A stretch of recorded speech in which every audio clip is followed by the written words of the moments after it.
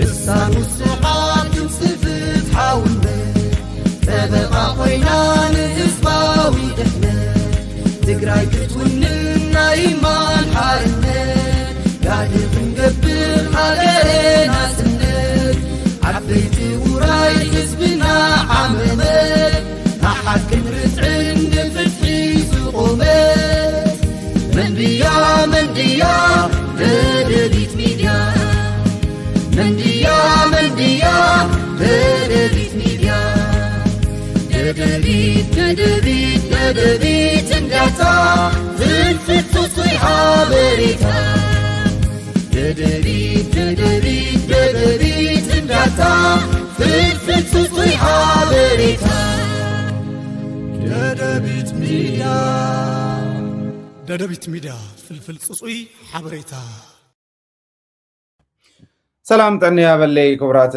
كبرانن بيسب ددبيت ميديا كمون تخاتلتي مدب كواخم نواخم ببزلهم معدي ساعات قطاطرا سلام تكون لنا منه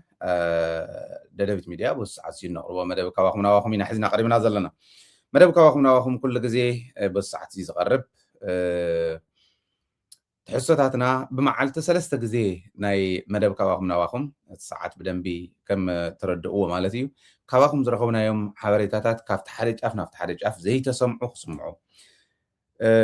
زي تسمعوا ون برسبكتيف نمتحاز بدنبي حزب تግራይ بوينا ينتخدي يتقم زبل ካብ ንባብና ካብ ናይ ዝምልከቶም ኣካላት ዳይሬክሽን ኣንፈት ናተሓዝና ነቕርበሉ እዩ ኣብ ደደቢት ዘይተረኽብዎ ሓበሬታ ኣይኮሉን ደደቢት ሚድያ ብመርትዖ ኢና እንፍለጥ ብመርትዖ ደጊፍና ነቕርቦም ሓበሬታታት ኩሉ ግዜ ሓቅነቱ ከተረጋግፁ እንተኾንኩም ደደቢት ሃሰስ ምባል ናይ ግድን እዩ ለዚ ንሎሚ ሒዝናዮም ቀሪብና ዘለና ነሰዓት እዩ ማለት እዩ ብመግለፂ ናይ ሸዋይነሽ ናይ ስምረት ትበሃል ብልጽግና ትግራይ ክንጅምር ኢና ናይ ጌታቸው ረዳ ፓርቲ ማለት እዩ ነዚኦም ኩሎም ነተን ፓርቲታት ከም ዝበላፍቲ ናይ ክሕደት ዘለዋ ጻድቃን ከም ዘተሓባበረን ህዝብና ይፈልጦ እዩ ጌታቸው ረዳ ዘውፀ መግለፂ ርኤ ናይዛ ስምረት ትበሃል መግለፂ ርኤ ግን ንሕና ከም ተጋሩ ሓደ ግዜ ጭክን ነቢልካ ክትውስኖ ዝግባእካ ነገር ጭክን ነቢልካ ጉዚ እንተዘይወሲንካዮ ፀኒሑ በላዕ ኮይኑ ኣራዊት ኮይኑ መፅኡ ከም ዝበልዓካ ርዱእ ከም ምዃኑ እዩ እዚ እውን ዘርእየና ማለት እዩ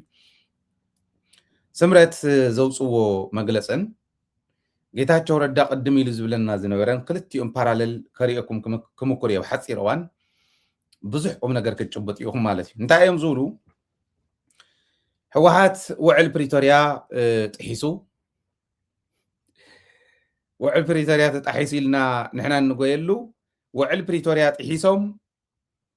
ኣብ ልዕሊ ህዝቢ ትግራይ ሕዚ እውን ጨፍጫፎም የቕፅሉ ኣለዉ እሞ ዓለም ፍለጥልና ብንብለሉ ጌታቸው ረዳ ጻድቃን ገብረትንሳኤን ካልኦትን ሓሻኽሮም ኮይኖም ውዕል ፕሪቶርያ ንሕና ከም ዝጣሓስና ይነግሩና ኣብዚ መግለፂ ውዕል ፕሪቶርያ ከጥሕሱና እውን ሞኪሮም ከም ምዃኖም በረህባራ ክዝብሎ ዝነበረ ሰሚዕኹም ኢኹም ዛብ ዓፋር ዝነበረት ቅድሚ ሕዚ ዕግርግር ድሮን እውን ተጠቐምሉ እዋን እንኳዕ ስሒብኩም ውዕል ፕሪቶርያ ንክጥሕሱ ገበርኩሞም ኢሉ በረህባራኺ ክዛረብ ከለካ ምስማዕ ኮሎኔል እዩ ናይ ሕወሓት ኮሎኔል ኮይኑ ይመፅ ኦኬ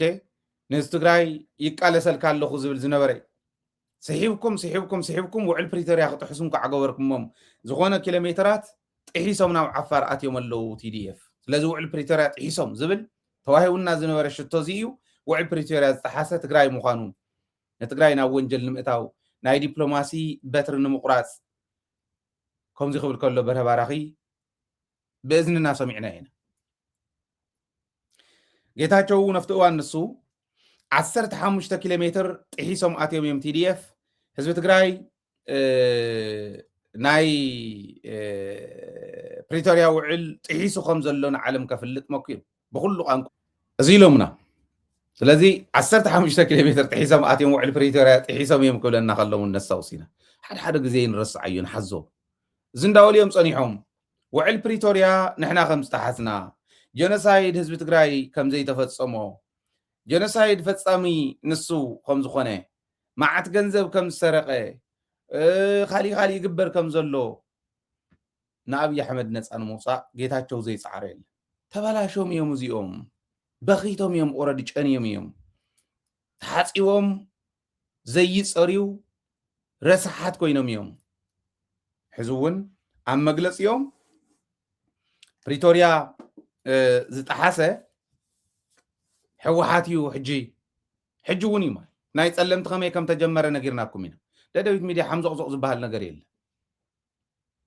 ተረዳዲኦም እዮም መሬትና እዩ ሓደ ኣብ መሬትና ወናኔ እንደልየሉን ኣዛዘይ እንደልየሉን እተው ውፁ ዝብለና ክህሉ የብሉን እተው ውፁ ክብሉና ይኽእሉን እውን ምስ ንሕና ኢና እተው ውፁ ክንብሎም ንኽእል ብናህና ትእዛዝ ብናይ ትግራይ ድሌት ብናይ መንግስቲ ትግራይ ፃውዒት እዮም ከኣቱ ዝኽእሉ እዞም መሬትና ዘሎ ክወፅእ ዝግብኦ ንሱ ተረዳዲኦም ከብቅዑ ከለዉ ግን በሉሺ መሬትና ንሓዝ ክበሃል ከሎ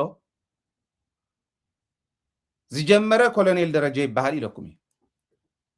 ብከቢድን ብድሮንን ምትኳስ እንታይ ይበሃል ተረዳዲእኻ ክተብቅዕ ከለኻ ካብ መሬትና ይውፀብ ክንድምባል ከምዚ ምባሎም እንታይ ይበሃል ግን እንታ መግለፂ ከየተሓወሰልኩም ክነግረኩም እሞ ድሕሪኡ ሓቢርና እስክንትንትና ንስኹም እውን ሓሳብኩም ኣቕምጦ ኣብዚዩ ኣብ ዩቱብ ትከታተሉና ኣብ ኮመንት ኣቕምጡ ቴሌቪዥን ትከታተሉና ስደዱልና ኣብዚ ብሞባይል እውን ክንሪአኩም ኢና ኣብ ስክሪን እውን ክሪአኩም እዩ ክሪኦ እየ መልእኽቲ ብደንብ ክወስደ ብቴሌግራም ለኣኹልና ብዋትሳፕ እውን ለኣኹ ለዚ ናይ ጌታቸው ፓርቲ ትብል ዘላ ውዕል ፕሪቶርያ ሕወሓት ጥሒሳተላ ብዋጋ ህይወት መናእሰይ ምፅዋት ይኣክል ፀቢብ ናይ ፖለቲካ ኣጀንዳ ሒዛ ሕወሓት ህዝቢ ትግራይ ንክተጥፍእ ትኸደላ ናይ ግዝኣት ሓድነት ምክንያት ብምግባር እዩ ዝብል ናይ ግዝኣት ሓድነት ንክተረጋግፅ ብዝብል ምክንያት ብምግባር ብፀለምቲ ግልፂ ጦርነት ጀሚራላ ናይ ኩናት ፅምእ ዘለዎም ነቶም ጀጋኑ ናይ ኩናት ፅምእ ዘለዎም ኢሉ ይገልፆም እዮም ቶም ጀነራላት ማለት ፅምእ ስለ ዘለዎም እዮም ጀሚሮም ሞ ይብል ዝቀበሮ ከቢድ መሳርሒ አንታ ልቢ በሉ እቶም ሰብ ከማይ ትቃፀሉ ትሉ ዝቀበሮ ከቢድ መሳርሒ ኣውፂሎ ኣውፅዮም ሕዚ ተኽሲ ጀሚሮም ኣለው ናይ ኣምሓራን ናብ ኣምሓራን ናብ ዓፋርን የፀጉዑ ኣለው ሰራዊት የፀጉዑ ኣለው እዩ ምስ ኣምሓራን ምስ ዓፋርን ንትግራይ ከባእስ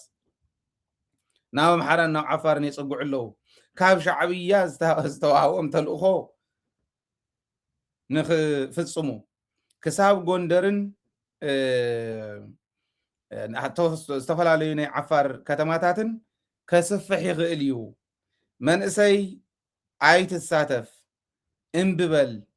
ናይ ጥፍኣት ጦርነት እዩ ፕሪቶርያ እዩ ዝሕምስ ዘሎ ይብል ጌታቸው ረዳ ንርአዮ እዚ ኣነ ንህዝቢ ትግራይ መቸም ኩልና በታ ሚዛን ትግራዋይነት ሓደ እንዲና ተጋሩ እንዲና ንሃይለን ወይ ተወፅሖ ትግራይ ስለ ዘላ ይኮነ ነዚ ሃይል ዓገግ ዝብል ዘሎ ከረድእ በል ዝብል ዘለኹ ከይንታለል ህዝበይ ከይንታለል ካልኣይ ከይንታለል ዋላ ሓደ ሰብ መንጨብጨቢ ኣብ ከምዚ ዝበለ ሓሳብ ንጌታቸው ክንድድላይኩም ክድግፍዎ ትኽእሉ ኢኹም ኣብ ካሊእኹም ኣብ ከምዚኣ ዝበለት ሓሳብ ንጌታቸው ምድጋፍ ግን ንህዝቢ ትግራይ ብጎዲም ካራ ምሕራድ እዩ ኣብ ከምዚኣ ዝበለት ሓሳብ ንጻድቃን ምድጋፍ ግን ንህዝቢ ትግራይ ብጎዲም ካራ ምሕራድ እዩ ተነጥብታት ዝዘለዓልክዎን ሓደ ብሓደ ንረኣየን ውዕል ፕሪቶርያ መን ይጥሒሱ ንሕና እኮ ውዕል ፕሪቶርያ ብክልተ ወገን እንድያ ከምዚኣ ክትንጥልጠል ዘለዋ ክትተሓዝ ዘለዋ ብክልቴና እያ ክትፍፀም ነይርዋ ብኣና ወገን ተንጠልጢላ ብኦም ቀርጢፎም ካብ ዝበልዕዋ ፀኒሖም እዮም ምክንያቱ ፕሪቶርያ ዝብል ስታትስ ኳ እንተይመለስ እዩ ናብ ጥቅምቲ 23 2013 ንመለስ እዩ ዝብል ፕሪቶርያ እዚ ዝብል ፕሪቶርያ ብሕገ መንግስቲ ኢትዮጵያ መሰረት ይወዳእ እዩ ዝብል ሕገ መንግስቲ ኢትዮጵያ ኩሉ ግዜ ከምዚ የርእየኩም እዩ እዚኣ ከመይ ጌርካ ተረጋግፅ ግዝኣት ላዕላዊ ግዝኣት ዘለዎን ክልላት ላዕላዊ ግዝኣተን ሒዘን ከመይ ገረን ኣትየና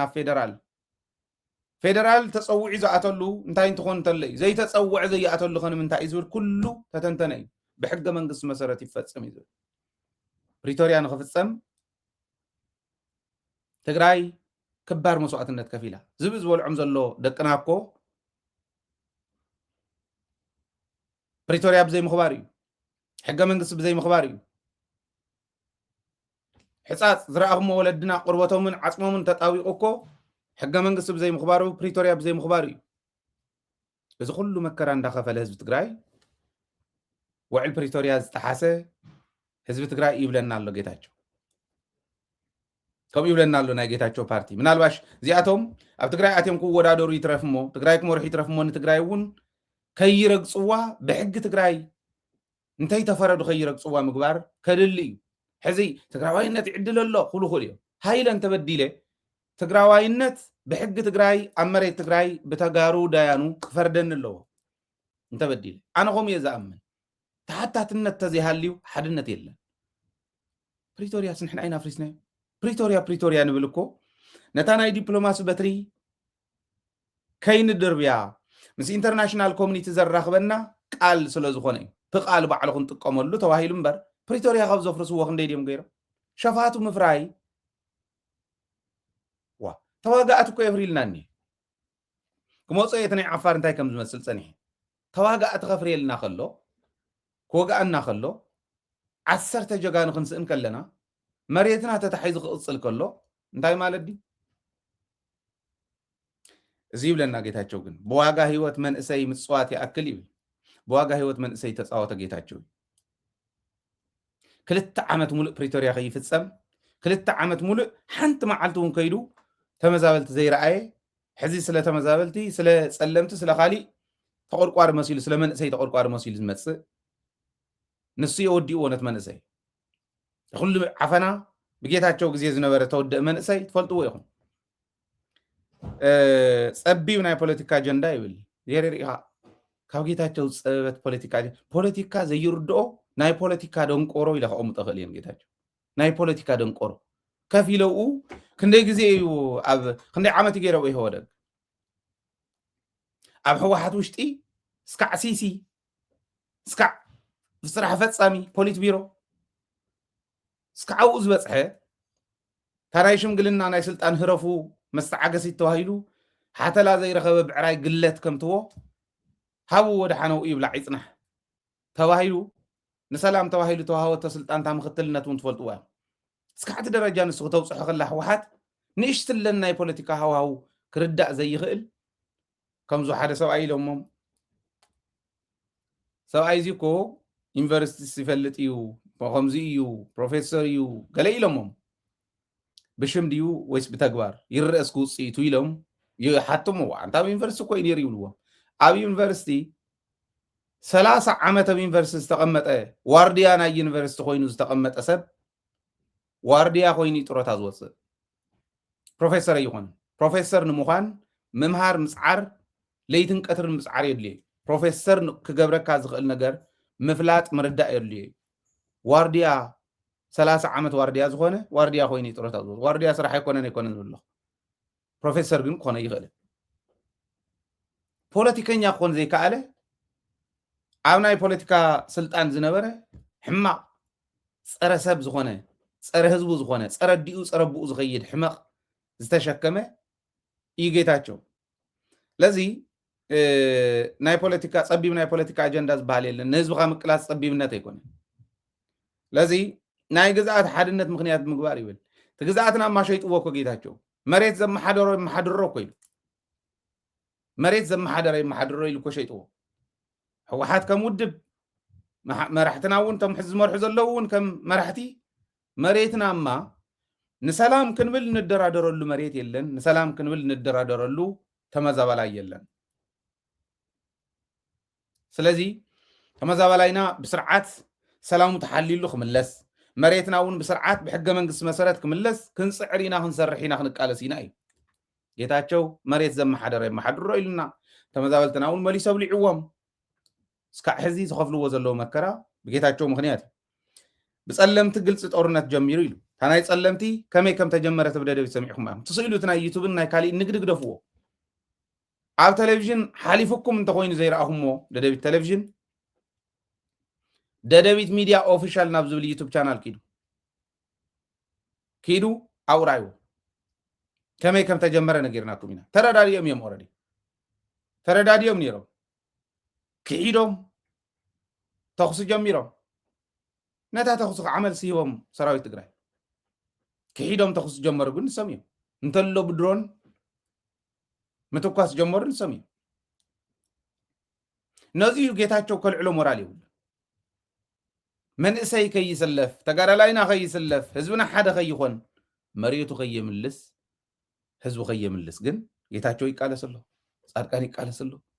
ዓልወደን ጥሪ ይቃለስሎ ክነግረኩም የናይ ኩሎም እዚ ኣብዚ አይና ዘለና ካው ግን ትብጣዕም ዝገረመኒ ዞም ሰባት እዚኦም ሰባት ዲዮም ትግራዋይነት ሞይ ትረፎም ሰባት ዲዮም ግን ከምሰብ ዝቀበሮ ከቢድ ብረት ኣውፅኡ ሕወሓት ይትኩሰሎ ይብሉ ኣበይ ተቀበረ እዩ ኣቱም ሰብ ከመይ ዝበለ ሰብ ኢኻ ኣሚንካ ተውፅና መሪሕነት ተቀበረ ብረት ይብልና ንሕና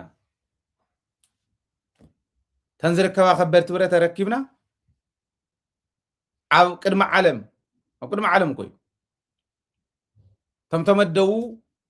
ነዚህን ክቆፃፀሩ ቨሪፋይ ንክገብሩ ዝተመደቡ ሰባት እንዳረኣዩ ብዓይኖም ተረኪቦም ከበድቲ ተረኪቦም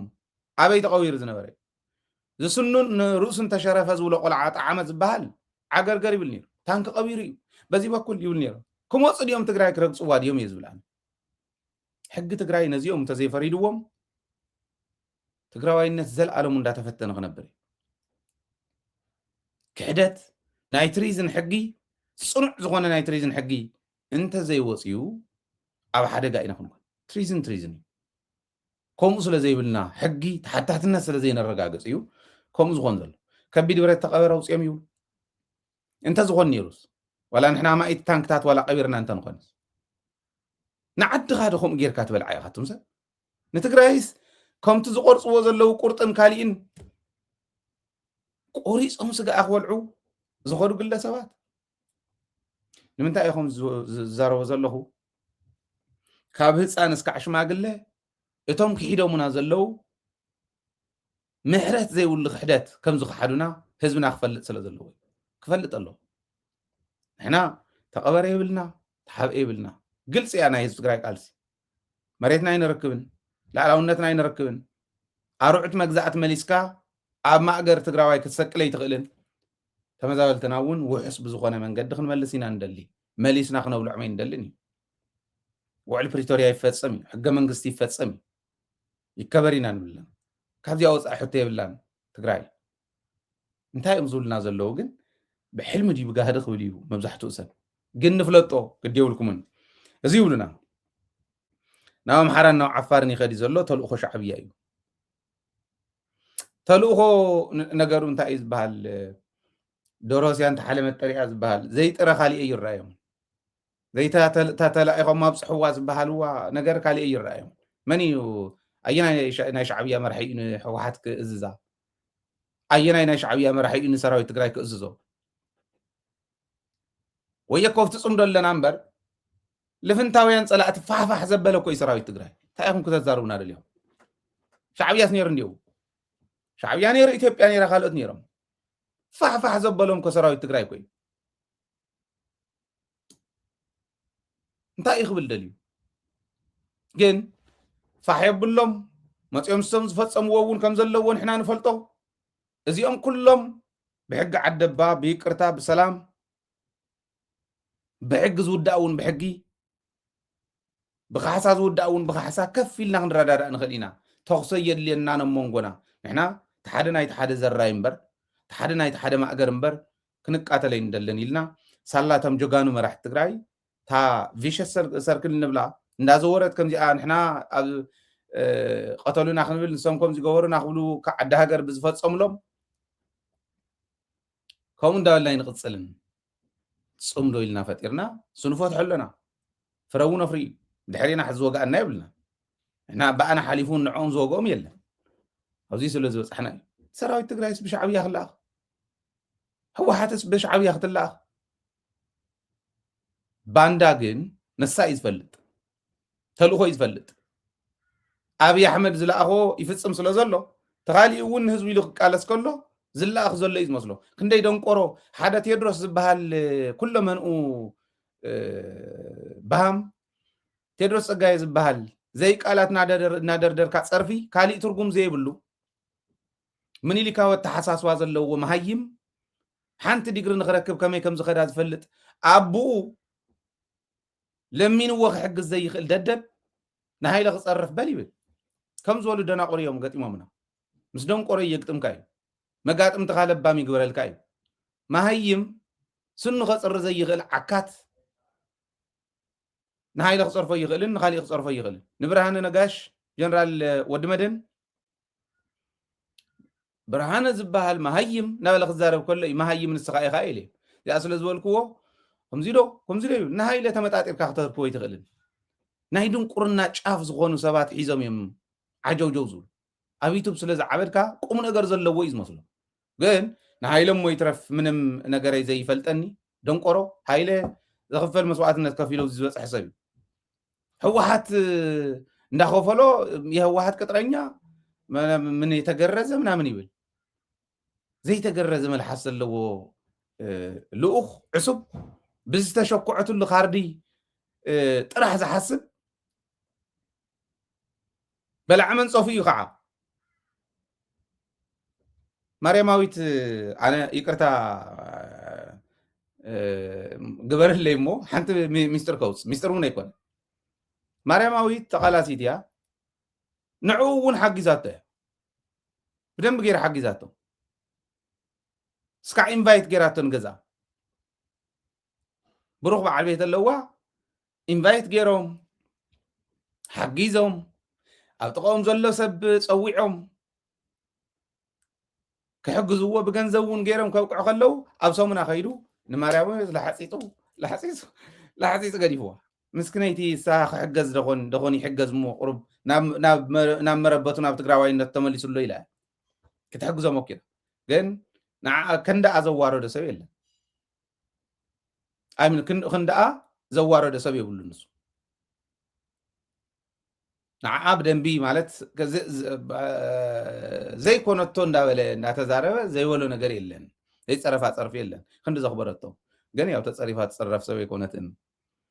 ዓርሳ ዝኸኣለት ንህዝባ ትቃለስ በቲ ዓቕማ እያ ነዚኣ እውን ዘይኽበረ ንሃይለ ከኽብር ኢለ ኣይፅበዮን ሕልንኡ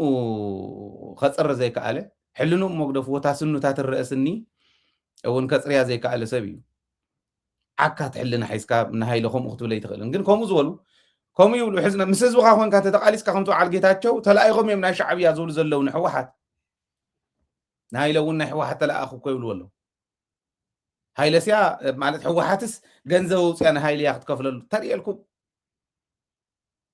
ሃይለ ብእሙረይ እየ ዝመርሖ ከምቲ ከማኹም ብኢድ ዝመፀኒ ካርዲ ዝሸኩ ዓለይ ኣይኮነን ዝልእኸኒ ብሕልና እየ ዝመርሖ ዚ ሚድያ ማንም ደንቆሮ ምስ ሃይለ ክወዳደር ይኽእል ይምፃእ ሕወሓት ይኹን ካሊእ ይኹን ጥር ትብል ተዓሪፋ ንሃይለ ዝሃወ እንተሃልዩ ይምፃእ እስኪ በጃኹም ደዳ መርትዖ ሒዝኩም መፂኹም ኣቃልዑኒ ዓካት ሕልና ሓይስካ ግን ትርኢትካ ዓካት ሕልናካ ዓካት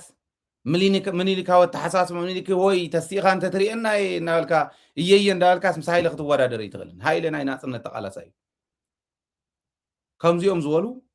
ከምቲ ናይ በዓል ጌታቸው እውን ሕወሓት ተላኢኻ ዝብልዎ ከምኡ እዩ ሕወሓት ሊኢኻቶም ናብ ዓፋርን ናብ ኣምሓራን ይፅጉዑ ኣለው ይብሉ ምስ ህዝቢ ዓፋርን ምስ ህዝቢ ኣምሓራን ከበኣሱና ትዕድል ምውፁእ ህዝቢ ትግራይ ግን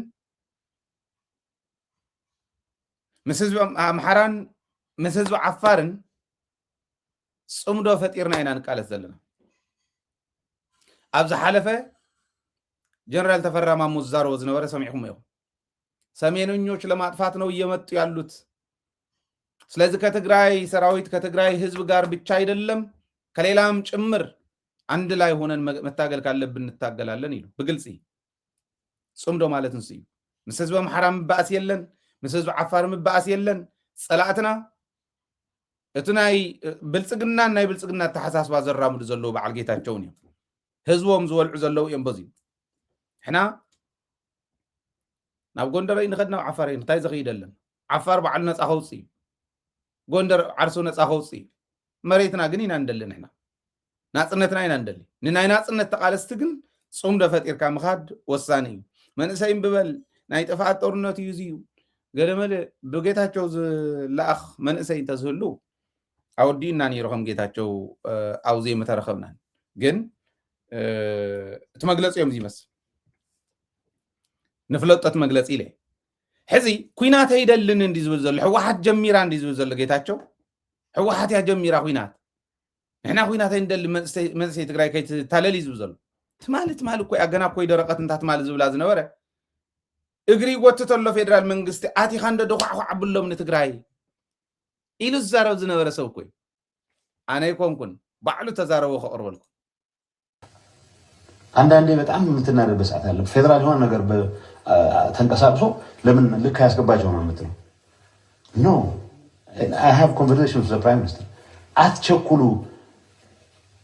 ቢያንስ የትግራይ ሰው እንኳን ምርት ሳይሰበስብ ግጭት የሚባል ለምንድን ነው ለማንሳት ሰው የሚቸኩሉልን?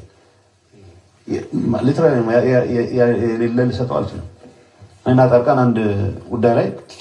እንደዚህ አይነት እንትን የተወሰደ ይህን ጸረ እንትን እንቅስቃሴ ማስቆም አለባቸው፣ መታገስ ያስፈልጋል፣ ለህዝቡ ሲባል መታገስ ያለብን ይላል። ሳይኮናላይዝ ማድረግ አልፈልግም። ከልቡ አይደለም ከልቡ ነው ብዬ ነገረኝ ያለው ከልቡ ልብ በል ህዝብ ትግራይ ልብ በል ህዝበይ ትማለት ማለት ቃል ምሕታት ግበረሉ ከሎ ጌታቸው ፌደራል መንግስቲ እቶም ልክዕ እንደእትዎም በሎም እንዶ ኢሉ ጻድቃንን ጌታቸውን ከይዶም ከም ዝሓተትዎም ይነግረካ ኣሎ ነዞም ሰባት እዚኦም መዓዝ የፈሊጠ እዮም ሃይለ ህዝበ ይፈልጠለይ ኣነ ነጊረ ኢኻ መጀመርያ ገና ኣብ ስልጣን ሃለው ሕዚ ኣየጉየንን ማለት ከምዚ የን ህዝበይ ግልጽ ክገብር መረዳእታ እምበር ብስሩ ይጉህን ምክንያቱ ቀደም የፈሊጠ እዮም ኣነ ቅድሚ 3 ዓመት ንሕና ኣቲኻ እንደልክዕ እትዎም ኢልና ሓቲትናዮስ ምህርቲ ኣክብ ህዝቢ ትግራይ ኢሉና ኣብይ ኣሕመድ ተገላብጦ ኦኬ ኣብይ ኣሕመድ ይጽንሑ ድሓን ምህርቲ ኣክብ ህዝቢ ትግራይ ባህሊ እዚኦም እቶም እንደልክዕ እትዎነ ህዝቢ እዚ ኢሎም ኣነ ይኮንኩን ጌታቸው ይዝብለካ ዘሎ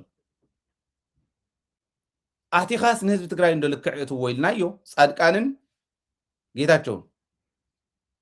ልክዕ እንደእትዎነ ህዝቢ ትግራይ ኢልናዮስ ኣይ ኣክብ እንዶ ጊዶፍ ኢልና እኽሊ ኣዝመራይ ኣክብ ኢሉና ይብለና ኣሎ ኦኬ ሕዚ ህዝቢ ትግራይ መሬቱ ክሕዝ ክኸይድ ከሎ ጦርነት ኣልዕሊ ህዝቢ ትግራይ ይብለሎ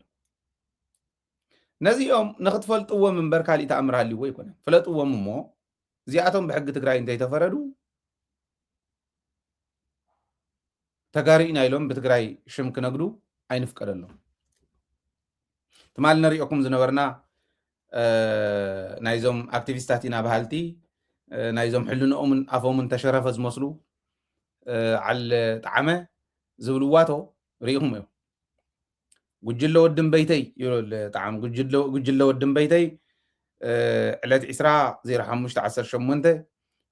ጦርነት ጀሚሩ ኩናት ጀሚሩ ኣብ ዲማ ምጫራ ኩናት ጀሚሩ ኣሎ ብዘይ ኩናት ክነብሩ ዘይኽእሉ ዋልድባ እውን ክልተ ክፍለ ሰራዊት ኣትየን ኣለዋ ይብል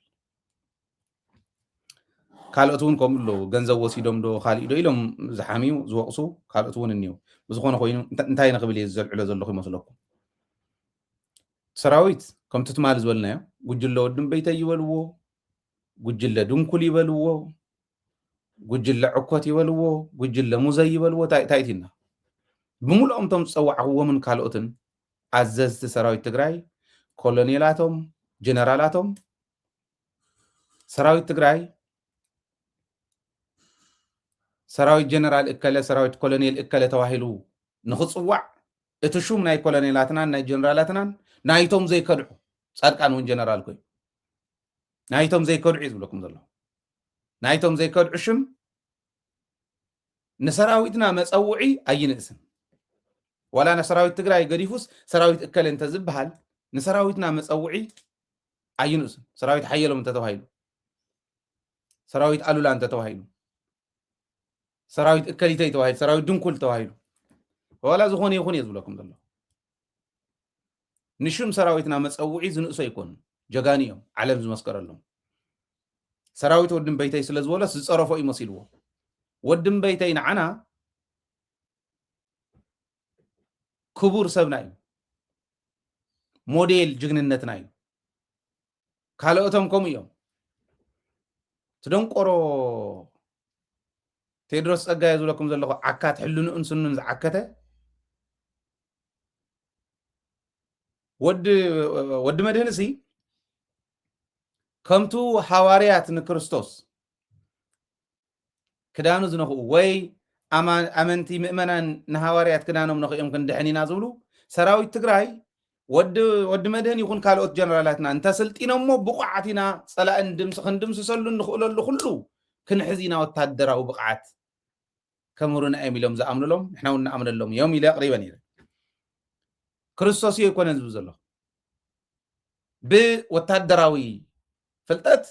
ሙሉእ ፍልጠት ክሕልፉልና እዮም ተባሂሎም ንኣምነሎም እዮም እዩ ትዘረባ ንዓይ ማለት ደንቆሮ ምዃኑ እንዲ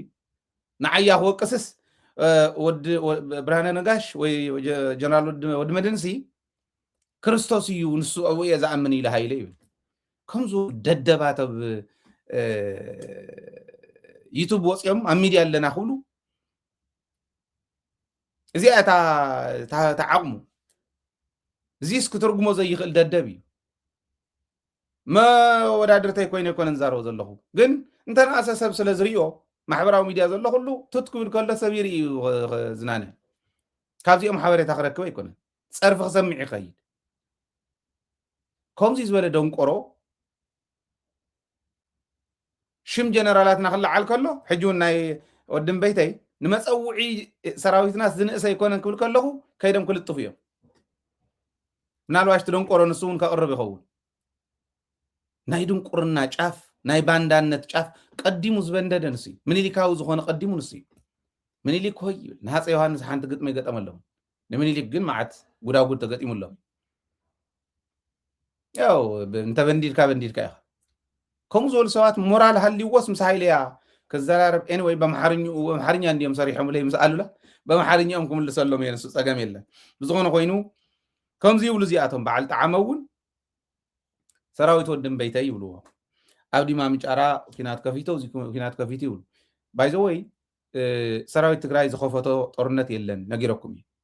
ብርግጽ ሕዚ ዋልድባ ኣትዮ ካሊ ኣትዮ ዋልድባ ንብረት እንዲ እዚኣቶም ትግርኛ ዝዛረቡ ዛብእ እዮም ትግርኛ ዝዛረቡ ዛብእ ምዃኖም እዩ በዓል ጣዕመን ካሊእን እምበር ዋልድባ ምእታው የዒስ ሰራዊት ትግራይ ይኽበሃል እዩ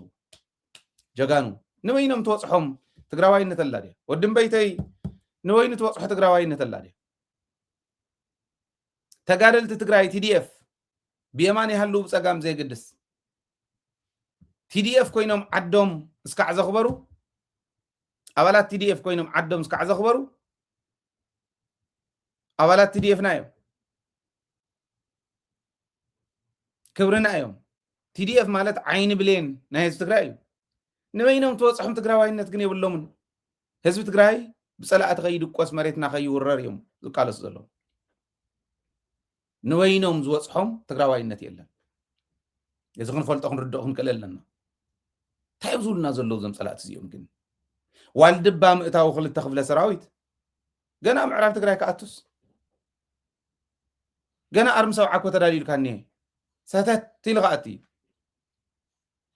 ትዝገብርዎ ሽዑ ክንሪኦም ኢና ምምላስ የለን ሕዚ ኣብይ ኣሕመድ ዘላቶ መማረፂት መሬትኩም ኣብኣኒትኩም ውዕል ፕሪቶርያ በዚኣ ነኽብራ ተራዳዲእና ንኸይድ እንተይሉ መሬትና ምሰረከበና ንራዳዳ ሻድሻይ ክረምቲ ኣብ ቸንዳ ከም ዘይኸርም ተመዛባላይ ወገና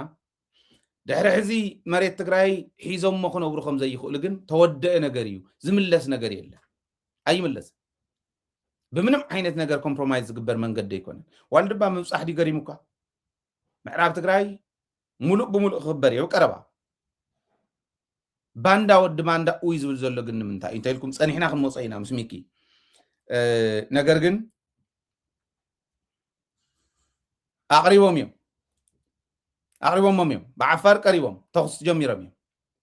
እዮም ኦረዲ ግልፂ ስለ ዝኾነ እዚዩ ወታደራዊ ሓበሬታ ከይመስለኩም ተኽሲ ጀሚሮም እዮም ታሕትሪም ጀሚሮም እዮም ታተኣኪቦም ተተጎሪፖም መፍትያ እንታይ ይወፅሖም ዓፋር ግን ድሓን ታሪክ ይንገሮ ኣይንዛረብን ከም ናይ ትማሊ ከይንዕሾ ምሩኽ እንተሃልዩ ፍጹም ከይተርእዩ ሓደራ ሰራዊት ትግራይ ሓደራ ሕወሓት ምሩኽ ዝበሃል ብስእሊ ከይተርእዩ حازوهم تقراي كمي كم تمارخ فلطيهم إيدهم يهابو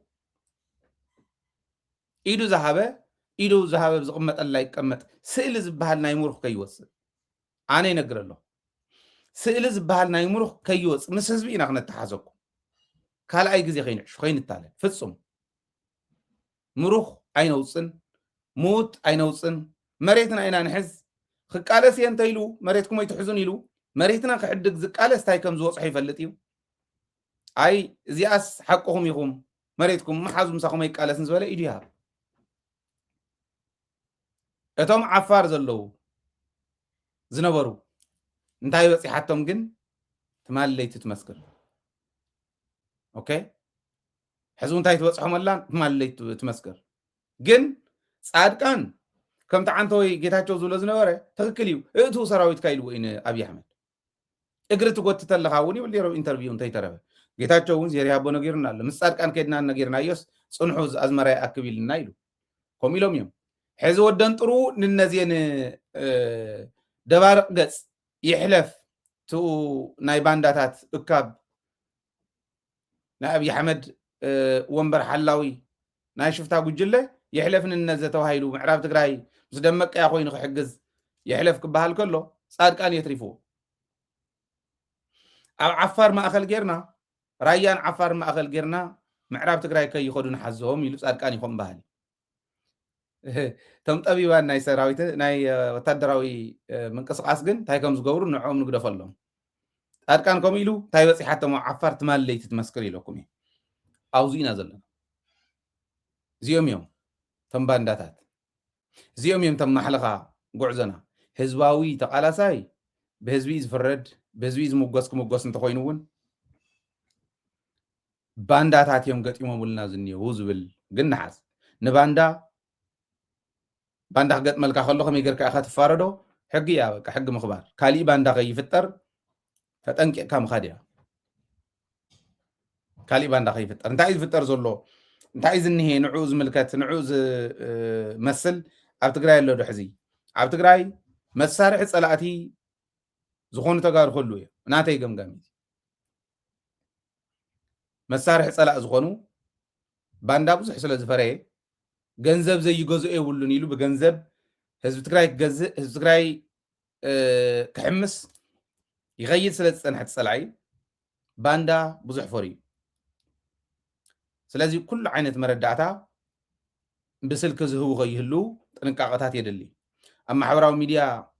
ሓሶትን ካሊእን ፀለመን ፅሑፍ ዘለዉ እውን ብግልፂ ኣነ ዝብል ንግዚያዊ ምሕዳር ትግራይ ንሕወሓት ኣውፅዋ እንዶታ ዜሮ ቶለራንስ ተባሃለ ታሰነድ ወዲና እያ ኢና ኢልኩም ሕጊ ናይ ምኽባር ተሓታትነት ናይ ምስፋን ኣውፅዋ እንዶ በጃኹም ንሕና ከም ሚድያ ኩሉ ነገርና ገዲፍና ንሳ ክንትንትነልኩም ሕዚ ዋላ ፕሮግራምና ጠጠው ቢልና ንሳ ክንትንትነልኩም ሕዚ ኣውፅዎ ሕጊ ከም ዝወፀ ይፈልጥ እየ ኣብ ማሕበራዊ ሚድያ ይኹን ኣብ ሜይንስትሪም ሚድያ ይኹን ብግለሰብ ሓሶት ምቕባል ብስልኪ ይኹን ፀረ ብሔራዊ ረብሓ ትግራይ ዝኸይድ ሓይሊ ብክድዓት ተመዚኑ ብሕጊ ትግራይ ከም ዝፍረድ እዚዩ ብትሪዝን ዝሕትት ከም ምዃኑ ዝወፀ ሕጊ ኣሎ ሕጊ ወፂ እዩ ተሕጊ ንሳ توصى عنده بجاهم ده هونا خننببات ህዝቢ ይፍለጣ ባንዳ ከይፈርም እንታን ከም ዝበለ ሕጊ ይውፃ ኣብ ተግባር ይውዓል ዝብላ ኣብ ትግራይ ኮይኖም ብስልኪ ንፀላኢ ሙሉእ ሓበሬታ ዝህቡ የለው እንዶ ሓደ ሚስጥር ከውፅእ ሚስጥር እውን ኣይኮነን ዝወፀ ስለ ዝኾነ ኦልሬዲ በቶም ወታደራዊ ሳይንስን ጥበብን ፈትፊቶም ዝበልዑ ጀነራላትና ስለዚ ተኣማመን ንሱ ሒዞም ይኸዱ ኣለዉ ኢለ ስለዘይኣምን ሰሙን ስለ ዝፈልጥዎ እንታይ ተገይሩ መሲልኩም ኣብይ ኣሕመድ ፀውዒን ወዲ ወረደ ይኸው ወታደራዊ ስምምዕኹም ወታደራዊ ኣንፈትኩም እዚ ይመስል ኣው ነርኩም ወታደራዊ ኦፕሬሽን ንክተካይዱ ዝሓዝኩሞ ዶኩመንት ኢሉ ሂወይ ኣይሃወን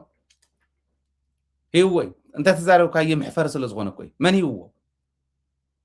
بمشتر زوص سندس كمي يجيرو ابي احمد او نيلكم ازيهم كتغورو تدالي زلهم او نيلكم يلو هو زغاله برغص حدا عبي صبق ነገር ውን كنغركم يد دحرزي كم يجير هيو كم يجير فليطو كم يجير تا دوكمنت رخيوا باندا سلازلو وشتي باندا نمنتاي كلو خيلو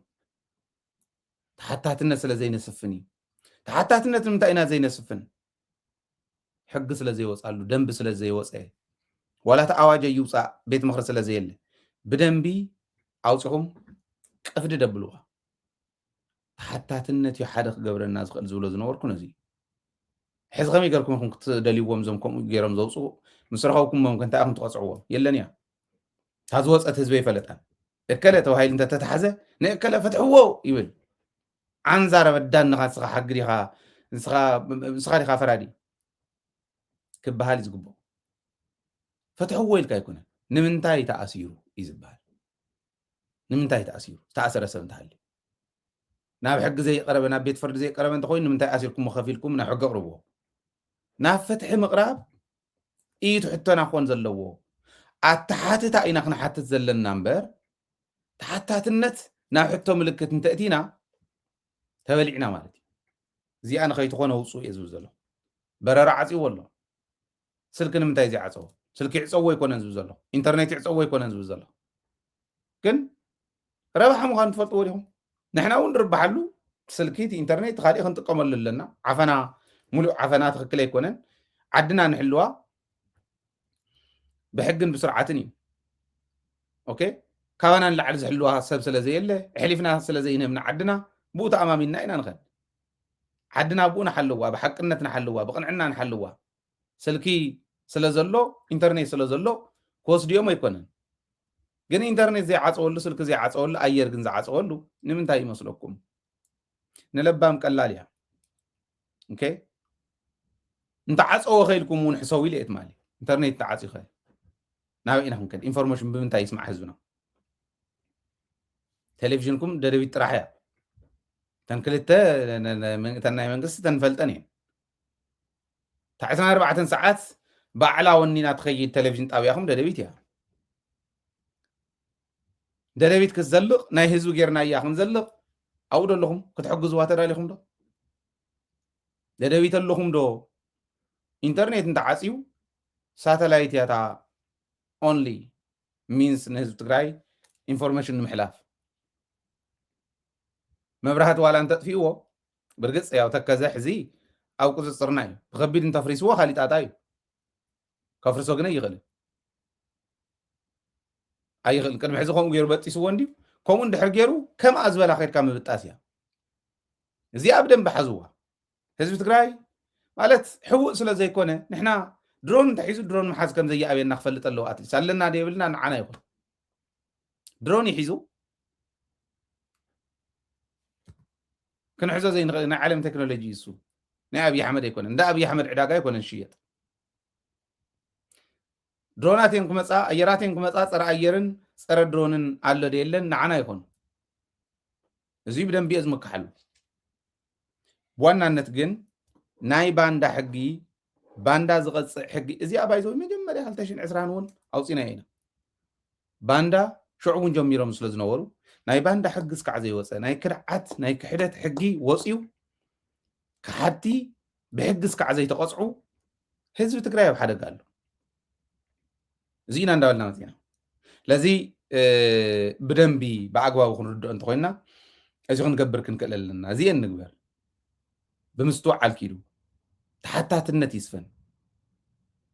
عرفت تقراي سلام كم زلو بقى تزناني يزنبر امرار حكم زلو يرداني زي انت زي تغيرن كن حجونا وحدقاينا اوش سراويت كمي متأسرو حدا نتم بانداتات عد خاص للشتكا بيلينا سلاز رخبكا سلاز حاسكا ترجم يقول حد عركي نداو قعنس ياخذ كافلكم تسبون من انتان لبخ جزء كلتاشن 10 عام تمرت ناي حبار بيزنس كفيتهم هز عركي ሓደ $300,000 ኣስተዋጽኦ ገይሩ ናይ ኮንስትራክሽን ካምፓኒ እዮም ከፊቱ 2013 ክሒዱ ትወዲ እቲ ፓርትነሩ ዓዲ ዝነበረ ክሒዱ በቃ ትግራይ ተንስርሕ እንዳሰርሐ ጸኒሑ ኣይተወቅዐን በቃ ምስ ባንዳታት ስለ ዝጸንሐ ሕዚ ምስ ባንዳታት ስለ ዘሎ ይሃብካንን ትዝሃብካንን ተወሊዑ ተወሪሩ እዩ ገለ ኢሉ እንታይ ዳ እሞ ናትካ ደኣ 10 ዕፅፊ 20 ዕፅፊ ኮይኑ ዓብዩ ካምፓኒ በቃ ብናይ ባዕለይ ዕብየዮ እቲ ናትካ ግን ተወሊዑ እዩ ናተይ ናትካን ተወሊዑ ካልኣይ እየ ጀሚረ ኢሉ ክሒድዎ ናብ ክስ ምስ ኣተው ገና ናብ ፍርዲ ቤት እንተይበፅሐ ሞይቱ ዝኸሓደ ሞይቱ ዘይበልዐን ሞይቱ ማለት ናይ ዓዲ ሃገር ገንዘብ እንተይበልዐን ሞይቱ ክንደይ ናይ ዝኣክል ከም ምዃኑ ህይወት ረኣይዎ ህዝብኻ ክሒድካ ናብቲ ኣቶ ይብልካን ሓለፍቲ ኢና ኩልና ፅባሕ ድያ ድሕሪ ፅባሕ ድያ ይንፈልጣን ኣብ ዝኾነ ይኹን እዋን ግን ከም ተሓልፍ ፍለጥ ህዝብኻ ምኽሓድ ጌታቸው ሕዝስ ሰብ ተባሂሎ እዩ ክነብረ ይኽእልን ጻድቃን ሕዝስ ሰብ ተባሂሎ እዩ ክነብረ ይኽእልን ናብ ወፃእ እንተኸዱ እውን ዝገጥሞም ዘሎ ትርእይዎ ኣለኹም ህዝቦም ክሒዶም መበኦም ክኾኑ ተሓዝዝ ረኣኹማ እያ እታ መግለፂቶም ካሊእ እታ ኣብ ልቦም ዘላ ካሊእ ህዝቢ ትግራይ ጨፍጨፍ እየን ክልቲአን ክድመራ ከለዋ ግን ንባንዳታት መልእኽተይ ዓድኹም ሸይጥኩም ዓድኹም ወቂዕኹም መንበር የብልኩም ፀላእ እውን የንብረኩም ተዓድኹም ክሒድኩም ማእኹም ክትክሕደኩም እያ ንመሪሕነት ትግራይ መልእኽተይ ፀረ ባንዳ ሕጊ ይውፃእ ፀረ ባንዳ ሕጊ ይውፃእ ፀረ ባንዳ ሕጊ ይውፃእ ናይ ክሕደት ሕጊ ይውፃእ ይነበብ ኣብ ትግራይ ህዝቢ ትግራይ ኩሉ ይፍለጦ ብተግባር ንስማዓዮ ንፍለጦ እዚኣ ግቦ እዚኣ ተዓባይ ነገር እያ ካብኡ ናይ ትራንስፖርት ጉዳይ ናይ ንግዲ ኣቑሑት ጉዳይ ዝምልከት ንእሽተን ክብል ኣብኡ እናሃለኹ ትማሊ ብልፅግና የተኪሱልና ናብ ፀለምቲ ተባሂሉስ ዘይተተሓብኡ ኣንቶም ሕማቃት ከም ዝበለ ነጋዳይ እዩ ዘለና ዘይቲ ይሓብእ ክኸብር ይፅዋሕን ጎ ኩናት ክመፅእ ኢሉስ ብኩናት ክነግድ ዘይቲ ክሓብእ ትራንስፖርት ትማሊ ከቢድ ተተኪሱ እዩ በዚሁ ብላዕላይም ታሕታይን ኣትዮም ሰራዊት ትግራይ እውን መረበቶም ይሕዙ ኣለዉ ተባሂሉ ኩናት ክኽፈት እዩ ብልፅግና ኩናት ክኸፍት ኢልካስ ትራንስፖርት ተኽብር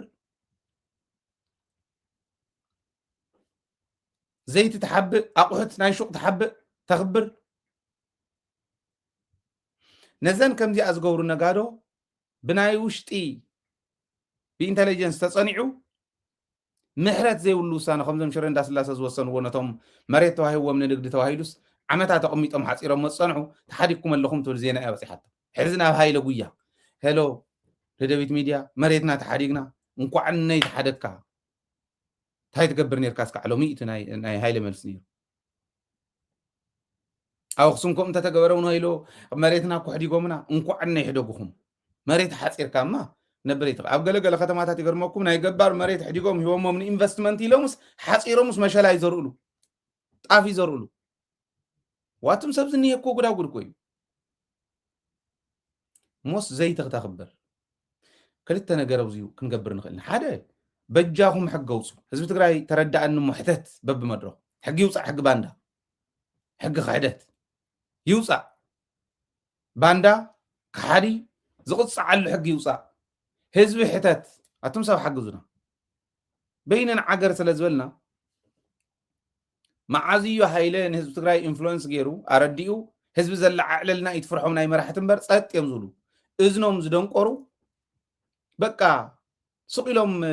ቆርበቶም ዘርጎዱ እዮም ቶም መራሕትና ህዝቢ ግን ሕተት ሕጊ ባንዳ ይውፃእ ክንደይ ግዜ ኢኻ እከለ ባንዳ እንዳበልካ እናተቆፃፀርካ እናተበላዕካ ንድሕሪት እናተመለስካ ትከይድ ሕጊ ባንዳ ሕጊ ክሕደት ይውፃእ እዚኣ ሓንቲ መልእኽቲ እያ ንመሪሕነት ሓደራኹም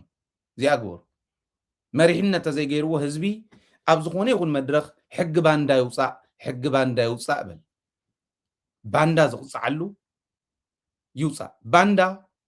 መረዳእታን ፀላእ ዘቕብል ጥራሕ ኣይኮነን ከም በዓል ጌታቸው ምስ ፀላእ ኮይኑ እግርኻ ይትኩተት እቶን ደዶ ከዓ ዓብሎን ህዝቢ ትግራይ ዝብል ጥራሕ ኣይኮነን ከም በዓል ጣዕሚ ዓረዶም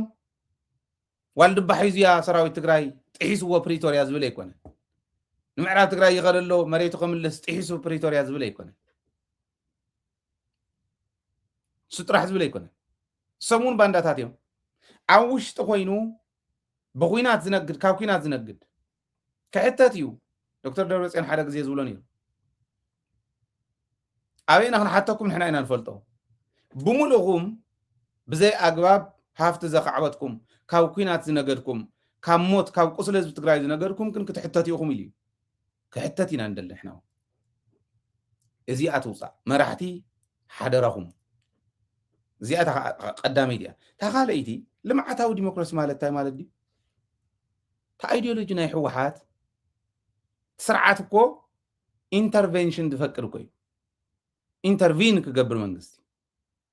ኣድላዩ ዝኾነሉ ዕዳጋ ከረጋግዕ ዝኽእል መንግስቲ ኣሎ ማለት እዩ ሓፋሽ ማእኸል ዝገበረ ሊበራሊዝም ማለት እዩ ልምዓታዊ ዲሞክራሲ ማለት ድማ ሓፋሽ ማእኸል ዝገበረ ሊበራሊዝም ማለት እዩ ሓፋሽ ክጉዳእ እንድሕር ኮይኑ መንግስቲ ኢንተርቪን ይገብር ሓፋሽ ፍትሓዊ ዝኾነ ተጠቃምነት ዘይብሉ እንተኮይኑ ቢካዝ ኦፍ ኢንፍራስትራክቸር የባፅሕ ኩሉ ፕራይቬት ሴክተር እውን እንዳኣተወ ዝሰርሓሉ ዝገብር ዕዳጋ ምርግጋዕ ግን ናይ መንግስትስ ነጋዳይ ኮይኑ ክኣቱ ይኽእል የረጋግዕ ታሕቲ ገይሩ ዋጋ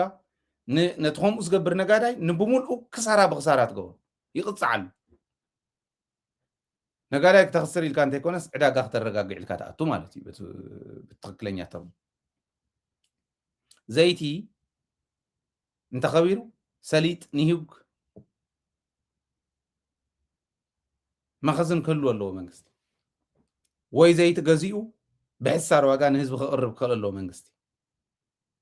መንግስቲ ከቅርብ ኣለዎ ይከኣል እዩ ትሕጊ ስርዓትና ይፈቅደልና ዘይቲ ሎም ዓንቲ ሚእቲ ዝነበረ ተሽሕ ኮይና ክትሓድር ሞስቕ ኢሉ መንግስቲ ደኣ እሞ ስርዓት ኣይፈለጥኩሞን ማለት እዩ ስርዓትኩም እዩ ዕዳጋ ኣረጋግዕ ኣነ ከምኡ ገበርኩ ኣበይ ኣለዎ መንግስቲ ካብኣ እውን ኣትሪፉ ንድኻ ዝድግፈላ መኸትኡ ዝድግፈላ እኮ ክገብር ክእል እዩ መንግስቲ ባዕሉ ጥራሕት ኣይኮነስ ብነጋዶ ኣቢሉ እውን ክእቱ ይኽእል እዩ ክልተ ሰለስተ ነጋዶ ጥምር ኣቢሉ መንግስቲ ንሱን ተፋሪቆም ዝሰርሕዎ ገይሩ ዕዳጋ ጠለቕለቕ ከብላ ይኽእል እዩ ምሕባእ ጀሚሮም ኩናት ክጅመር ኢሎም ምሕባእ ጀሚሮም እመኑኒ እታ ኩናት ናይ ብሓቂ በታ ዘለኹዋ ከድየ እንታይ ልብልፅግና ካብ ወርሒ ይትሓልፍ ሃይል እንታይ በለበሉ እንተ ተጀሚራ እታ ኩናት ተሕዝኒ ሃብ ፀለምቲ እንተቐፂላ እኒያ እንድያ ብዲማ ምጫራ ኣትዮም እዮም ዲማ ምጫራ ሒዞም እዮም ኦረዲ ሰራዊት ትግራይ ኣብ ኢድ ሰራዊት ትግራይ እኒሄ ዲማ ምጫራ ብዲማ ምጫራ ተኽሱ ከፊቶም ኢላ ሒዞምሞ እንድዮም ኦረዲ ኣብ ሓንቲ ጠረር ኮይኑ ይሕምስ ኣሎ ግን ብዲማ ምጫራ እውን ሒዞምሞ እዮም ብታሕታይ እውን ሒዞምሞ እዮም እንታይ ኢኹም ክትብሉ ዋልድባ በፂሖም በዚ በፂሖም ይብሉ ካብ ዋልድባ ንወልቃይት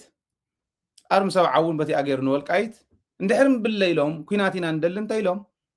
ናይ ወርሒ እያ እኮ ይብለኩም ኣሎ ሻዕብያ ኣትዩ ዶ ከምዚ ገይሩ ዶ ክንደይ ሓተውተወሎ እዚታት ክደፍዎ ከም ዝበሃል ነገር የለን ፀኒሕና ክንመፁ ኢና ትመርትዖ ሒዝና ግን ናብኡ ምኻደ የድልየና ነ ዝብለኩም ዘሎ እምብለይ እንታይ ኢሉ ናይ ወርሒ እያ ኣብ ወርሒ ሙሉእ ከዚንኩም ፀኒሕኩም መንግስቲ ጠለቕለቕ ኣበላ ብለ ኣለኹ ኣነ ወይ ከዓ ሃውናት ላይሰንስ መንግስቲ ወኪልና ዋላ ገንዘብ ካብ ዳያስፖራ ኣዋፂና ወይ ልቃሕ ካብ ዝኾነ ካምፓኒ ወሲድና ጠለቕለቕ ክነብላ ብሕሳር ዋጋ ክንነግድ ኣይኮነን መንግስቲ ይውሰዶ እቲ ገንዘብ ንመኸተ ይኹን ናይ መኸተ ገንዘብ ከምዚኣ ጌርካ ጠለቕለቕ ብላ መንግስቲ ሞኒተር ተዘይገይርዎ ኦኬ እንድሕር ከምዚ ዓይነት ፀገም ተፈጢሩ ከዓ ባላንስ ክገብሮ እንድሕር ዘይክኢሉ እንታይ ልምዓታዊ ዲሞክራሲ ዳ እማ ኣሲልካ መድረክ ዲኻ ክትካትዓሉ እንታይ ገብረለየ መድረክ ስለ ተኻትዓኻሉ ኣብ ልምዓት እውን ኢንተርቪን ምግባር ኣብ ከምዚ ዓይነት ፀገም ከጋጥም ከለዉ ኢንተርቪን ገይሩ ህዝቢ መረጋጋዕ ናይ ግድን እዩ እዚ ኣረጋግዑ እዩ ዝብል ዘሎ ቀደም ሕብረት ስራሕ ማሕበራት ዝበሃላ ነይረ ኣለዋ ደሎም የለዋን ኣይፈልጥን ናይ መንግስቲ ትካላት እየን ማሕበራት እየን ኦኬ ማሕበራት እየን ከምኡ ዝበለ ውዳበ ፈጢርካ ዘይቲ ይሸጣ ነይረን ብቴኖ ዘይቲ ብቴኖ ይሽየጥ ነይሩ ስርናይ ይሽየጥ ነይሩ መሸላ ይሽየጥ ነይሩ ብሕሳር ካብ ሕብረት ስራሕ ማሕበራት ዝወስድ ድኻ ዝበሃል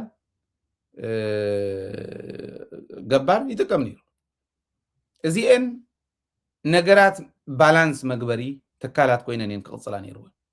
ኣለዋ ድሕዚ እንተሃልየን ንሰን ሒዝኩም ባላንስ ዘይትገብርዎ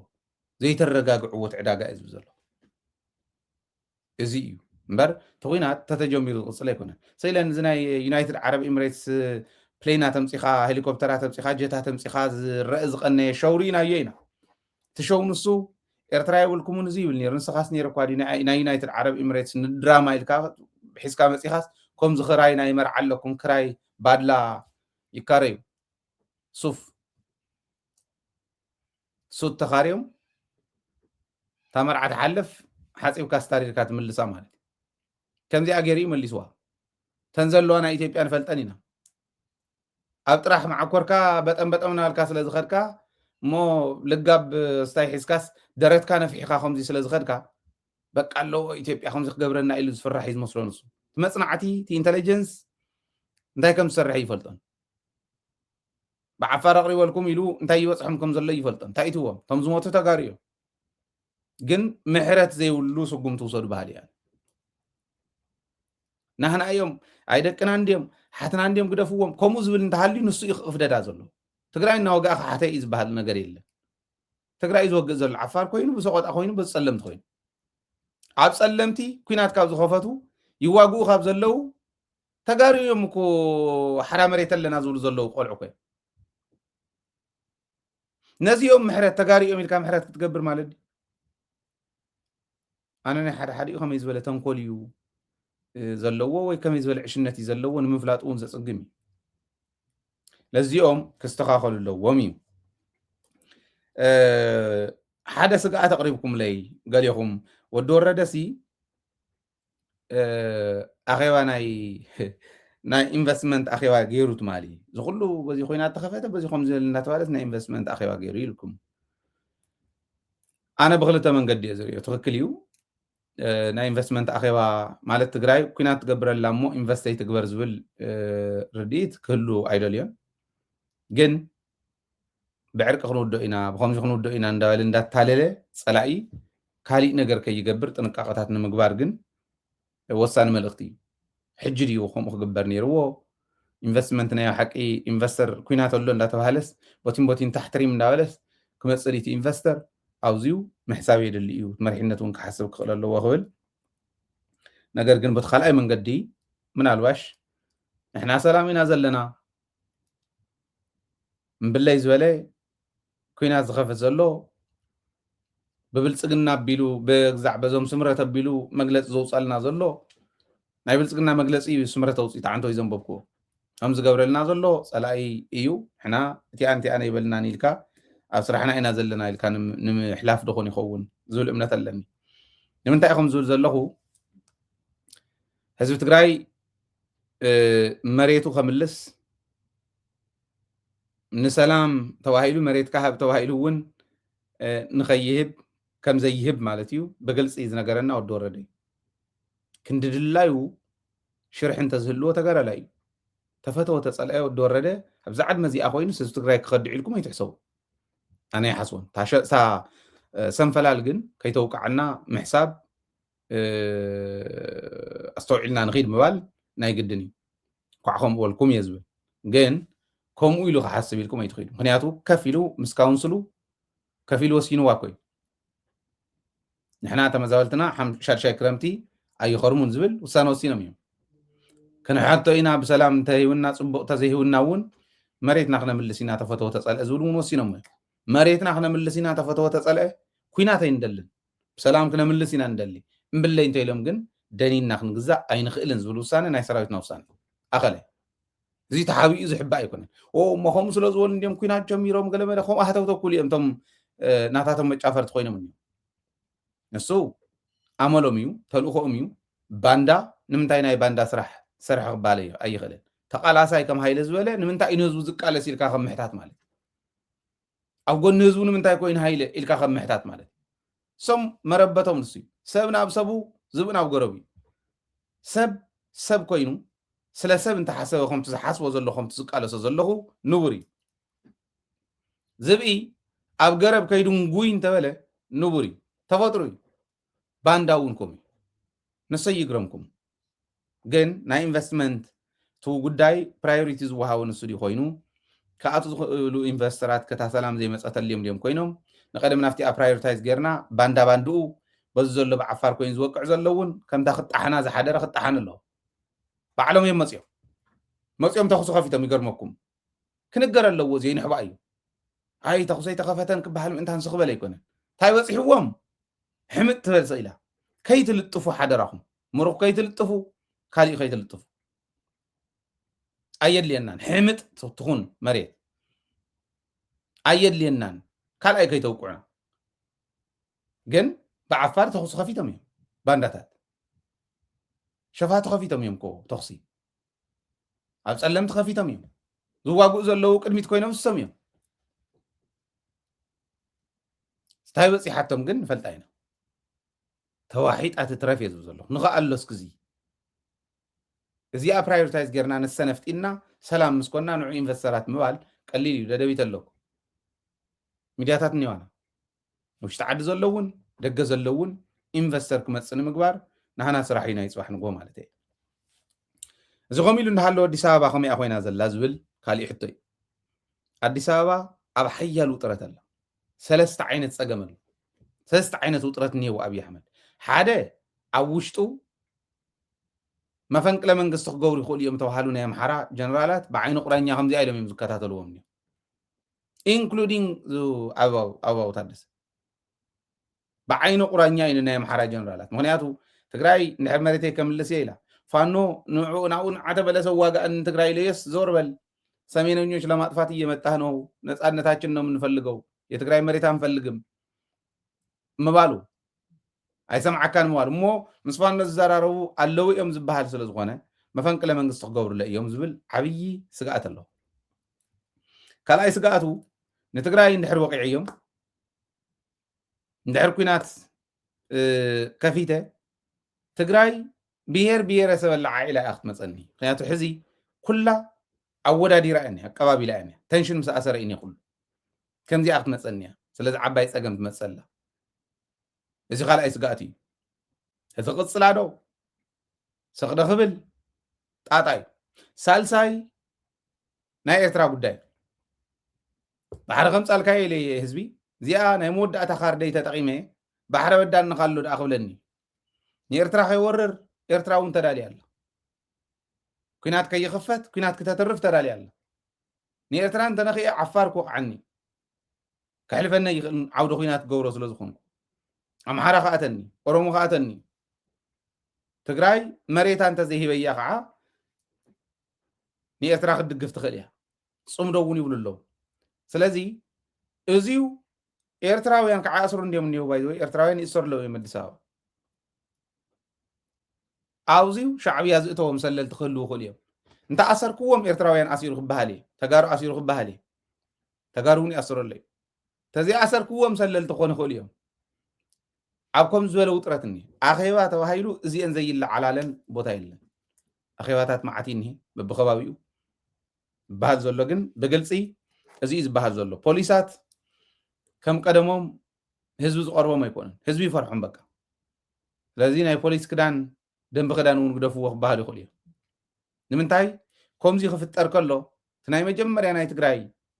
ወራር ክግበር ከሎ ጀኖሳይዳዊ ኩናት ክኽፈት ከሎ ትግራይ ፖሊስ መንእሰይ እንዳሓዘ ይሰቅል ነርና መኪና ፖሊስ ዝረኣየ ሕዚ ጉያ ኮይኑ ኣዲስ ኣበባ ማለት እዩ ኣብ ዓብይ ውጥረት ኣላ መፈንቅለ መንግስቲ ስጋኣት ኣብ ናይ ኩናት ክኸፍት ዶ ይከፍትን ዓይነት ሕቶ ክራዳዳ ሽማግለ ሸምጉልኒ ናብ ምባል እዩ ዝኣቱ ሕዚ መሬትና እንታይ ሓዝና ምምላስ የለን ስኢልካ ቀፅል ሰራዊት ትግራይ ቀፅል መሬት ክሓዝ ኣብ ማእኸል ልክዕ ከምቲ ናይ ደቡብ ዝነበሩ ማእኸል ኣትዮም ፀኒሖም ብኦ ቀለበት እትዮም ኣለዉ ዝበሃለ ቀለበት ንኸይኣቱ ይወፅ ኣይምለስን ኣይበለን እንዳተጃሃር እዮም ወፅዮም ክንምለስ ኢና ፅባሕ ንጎ ነሪኦኩም ኢና እንዳበሊኦም ወፅዮም ስለዚ ከመይ ንግበር ትንዓና ዝምጥን ስጉምቲ እንታይ እንተገይርና እዩ ንትግራይ ዝምጥን ስጉምቲ እንታይ እንተገይራ እዩ ትግራይ እዚኦም ክነሓስበሎም እዩ ዝግባአና حاسيبنا خنوصن يزقبان حادنتنا استيمنا خمتا زولكو تمارخه خمزي خونه تقتله ناي بعلم قداي عيد لينان كي تلطفو الى الله اتحزز خيال زلو منقد ግን ደውታውን ክፍጠር ይውል ይትረፍ ደም ምላስ ደውታውን ክፍጠር ይውልን ባህሊ አርም ሰብዓውን ይድፋ ተخصይ የልዮ ካሊ የልዮ ቲም ወጽም ተኸይዶም ጽቡቅ በዘለውን ይድፉ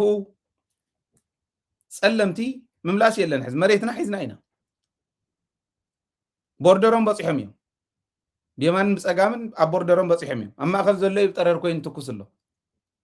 ባንዳታቴም ናፍቲያን ቶም ጸለምቲ ጸንሑ تحترم زبل زر مودعته مخانو سلا زفلتي انت خونه اتو نعدخم حجي يا تا opportunity فرهلو سقطهلو صلمتهلو حجي يا تعدل اتو حجي يا تعدل ان بالله انتلكم كن مودعتاكم تايكم زخون سخوم تفلطوا تتصلمتي تفتو تصلب قلبت كعتيو دارغاتيو او قلبت زاتو او ادي خصنح خوصي يكون رينا مبرار من جميرم موز نبره مليشا ود مليشا ካብ ካሊ ከባቢ ዝመፀ ምህዳም ጀሚሪ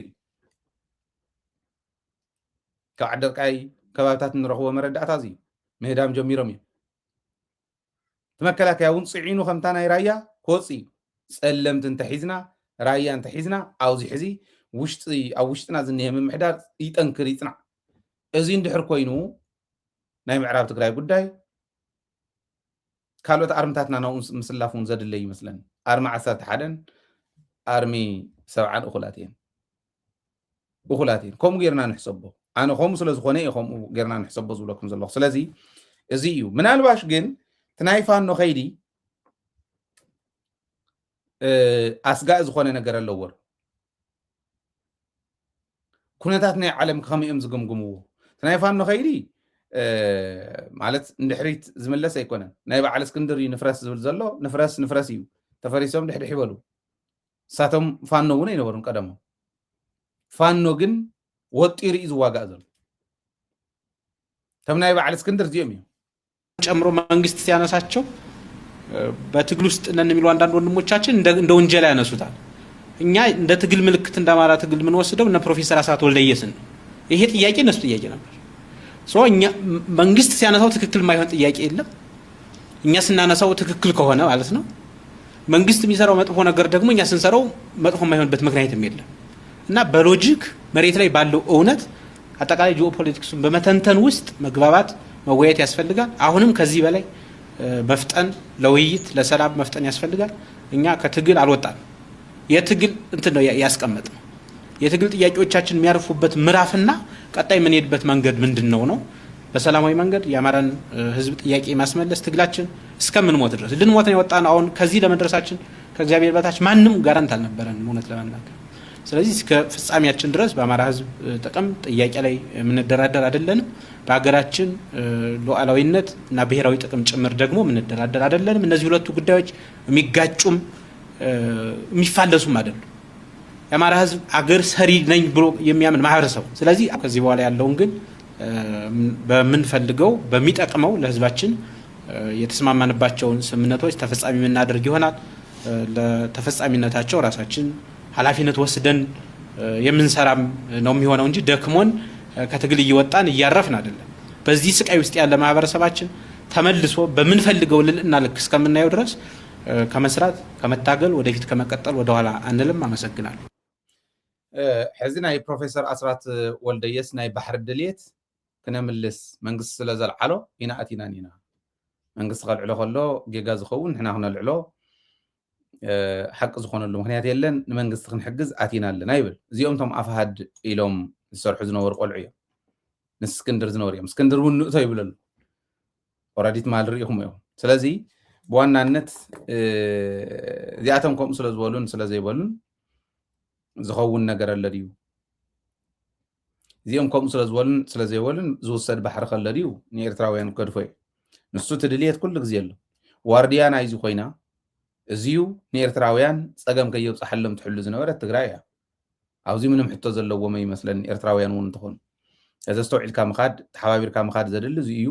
ተፈተወ ተፀልዐ ትግራይ ምስ ትውቃዕ ቀፃሊት ኤርትራ ምዃና ኤርትራውያን እውን ይፈልጥዋ እዮም ክብል ደልየ ኣብ መወዳእታ ናይ ገብሩ ኣስራት ትንተናስ ክስምዑ ለይ ኩነታት ኣብቲ ቀጠና ክፍጠር ዝኽእል ነገር እንታይ እዩ ዝብል ምስ ተሓተተ ግብፂ ክትኣቱ ከም ትኽእል ካልኦት ዝተንተነሉ መድረኽ እዩ ነይሩ ገብተዋል ሱዳን ውስጥ ገብተው የተዋጉ ነው ኤርፎርሳቸው እዚያ ገብተዋል የኃይልም ይኖራቸው ይችላል ደግሞ ከሱዳን ይልቅ ዋና የሚያሳስባቸው ይሄ አባይና ቀይ ባህር አለ ስለዚህ እነሱ አይሳተፉም ብሎ ማሰብ እንግዲህ ያሸንፋሉ የሚል እምነት የለኝም ያሸንፉናል የሚል እምነት የለኝም ምክንያቱም ከታሪካው ሂደቱ ጥቅላላ ሳይው አሸንፈውን ማያውቁም አያሸንፉም ግን ጥፋት ይመጣል ጥፋት ግን ሊያስከትሉ ይችላሉ ስለዚህ ይሄ የኃይል መፈርጨሙ ጉዳይ ሳይው ይሄን የጂኦፖለቲካ ሁኔታ ሁሉ አነጻጽሮ ማየት ያለበት ሲሆን ነው በአገር ውስጥም በቂ የድርድር እንቅስቃሴ መደረግ አለበት ያው ስትደራደር መስጠትና መቀበል የሚባል ነገር አለ እንደራደር ለትንሽ ኃይልም ወይ ለትንሽም ኃይል ቢሆን አቶ ገብሩ አንድ ጊዜ ከፍተኛ መንግስት ባለስልጣናት ወጥቶ በተናገሩ ቁጥር ለማንኛውም ድርድር ዝግጁ ነኝ ሲሉ ነው የምሰማው መንግስት ለማንኛውም ነገር ዝግጁ ነኝ ብቻ አይደለም እያለ ያለው ከዋጋ ተደራድሯል ተዛሩ ተፈራርሞ ሰርቪስ እያቀረበ ነው ሰርቪስ ብቻ አይደለም በጀት እያቀረበ ነው ያ በጀት ለጦር እያዋለ መሆኑን ሁሉ ያወቀ አይደለም ጠረጴዛ ያለው ነገር መናገር አለ በለልናችን ከሚሄደው በጀት በቢሊዮን ከሚቆጠር በጀት እዛን ጀነሬት ከሚደረገው ሀብት 80% ለጦር ዝግጅት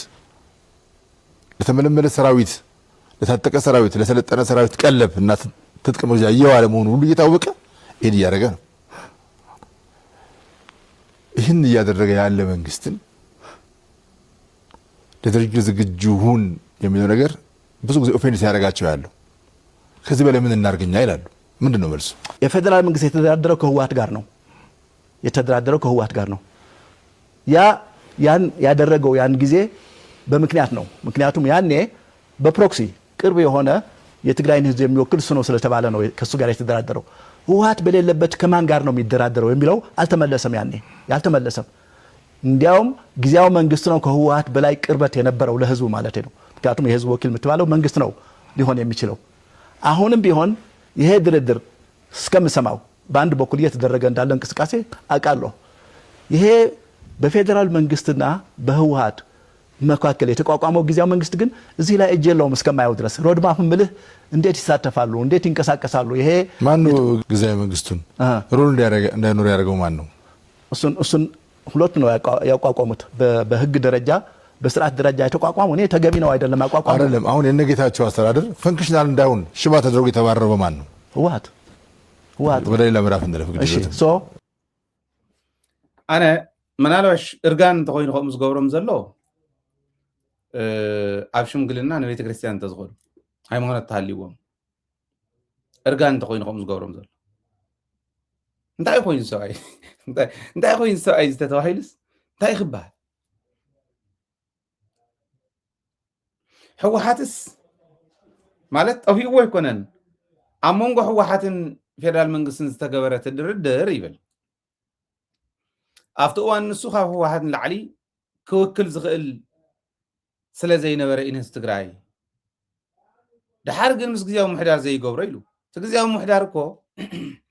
ናይ ህወሓትን ናይ ፌደራል መንግስትን ውፅኢት እዩ ናይቲ ድርድር ናይቲ ፌርማ ናይቲ ውዕል ውፅኢት እቲ ጊዜያዊ ምሕዳር ተደራዲሮም ዝፈጠርዎስ ንሱ እንደገና ንህወሓት ነፂጉ ንህወሓት ተወጊዱ ከዓ ተደራዳራይ ኮይኑ ክቐርብ ይዝብል ዘሎ ገብሩ ናብ ከም ዝበለ ዕብዳን ዝኣትዉ እርጋን እንተኮይኑ ኣብ ቀረብኦም ዘለኹም ጋቢ ገዚኡኹም ንቤተ ክርስቲያኖም ስለድዎ ንፈልጥ ኢና ገብሩ ፍርቂ ገፁ እንተነኣሰ ትግራዋይ ኣተ ኣዲኡ ትግራወይቲ እያ ስራልቃ ኣስራት ጎጃሚ እዩ ግን ከምኡ ስለ ዝኾነ እዩ ኢለውን ኣይሓስብን እዚዩ ውዳቕ ዝኾነ ቀይሚ ናይ ሓንቲ ውድብ ነዚ ትግራይ ሸጥካ ናይ ምንባር ከይዲ ኣይተስዕሩን እመኑ ነው ይትስዕሩ ህወሓት ከም ዘለዋ ፀርግ ኢላ እንተትወድቑ እውን ኣይተስዕሩን ኢኹም እንታይ ድና ክንገብር ከመይ ዝበለ ዕብዳን እዩ እርጋን ህወሓት ንጌታቸው ከይሰርሕ ገይርዎ ይብል ጌታቸው ባዕሉ ህወሓት ደይኮነን እዩ ኣባል ህወሓት ኣመራርሓ ህወሓት ደይኮነን እዩ ህወሓት ዝበሃለ እዩ ዘለዎ تنحنا زي نريئو نساتهم زريئو وحوحات أبي يزلو كافت نريئو حوحات كالي حوحات تقبر حوحات اللي بتقرأي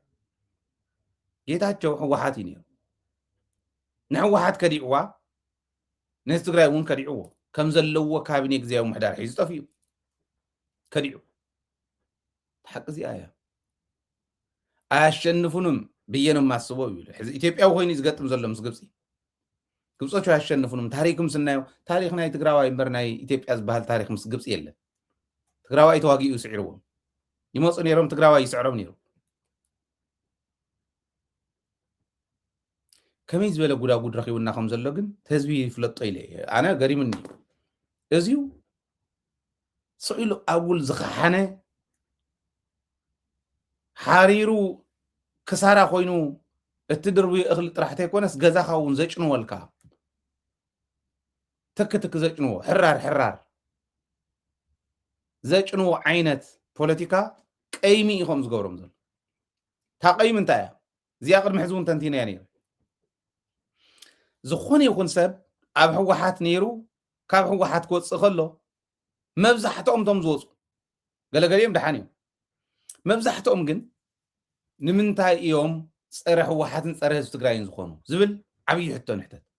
ስየ ንምንታይ ፀረ حوحات ኮይኑ ጻድቃን ንምንታይ ፀረ حوحات ኮይኑ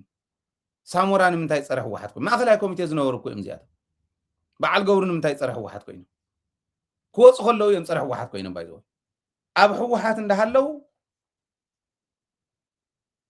ነቶም ቀዲሞም ዝወፁ ኣናፁ እንዳውል ዝትርጉም ዝነበሩ ሰብ እዮም ሳሞራ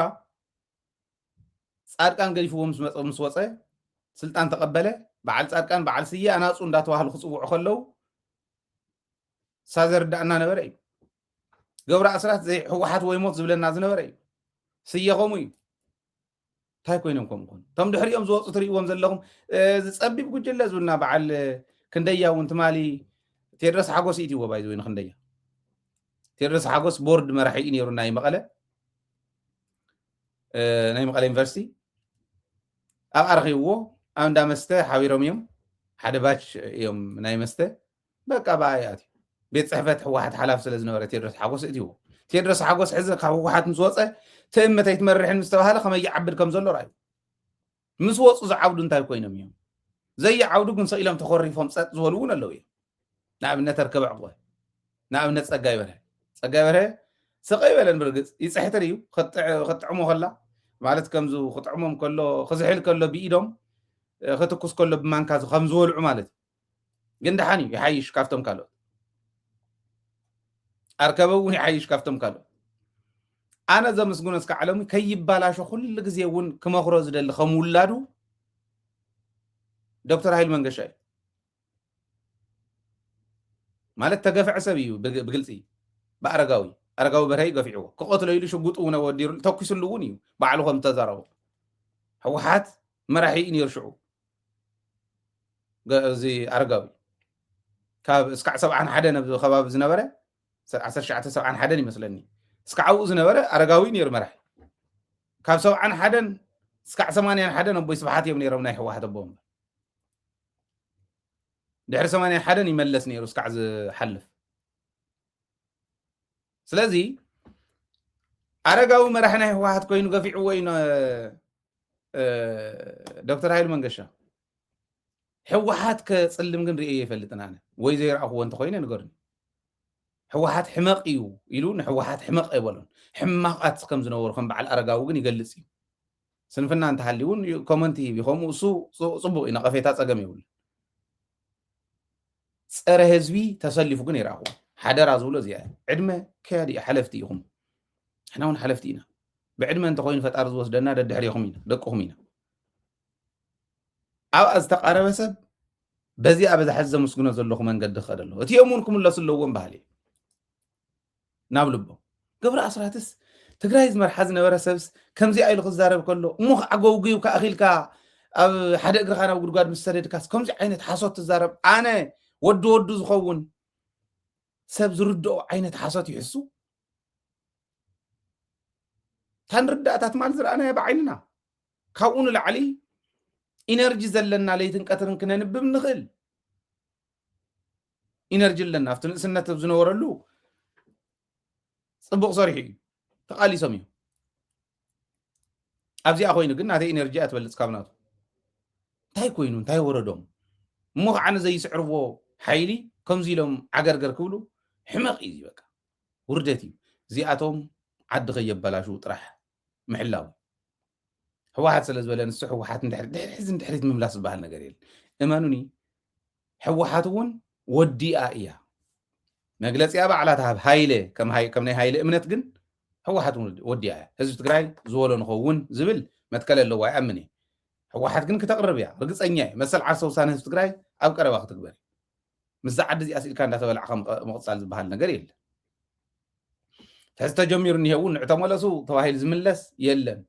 كومز بهال نجار يلن بعلم يوم نخيمنا مريتنا هاونا إنا لنا قالي يبلنا مريتنا خبرينا عبزي أزي سلف تقراوي سرة تقرايو عبزي أزي سلف تقراوي نتو تقبرنا مسكري خدلو نتقرايوني خيسالو عدو من النوت يخبر الله يلقى يخيسب زلو أزي بدن بأركايف قبر كهلو حز هاي لسه لتزارو كن عبد دبيت راح يكون أركايف قبر زلو منقستي من انتاي يبدل له من انتاي يوسخ له نتمخته زبل كحس قال له زبل امنتي زلن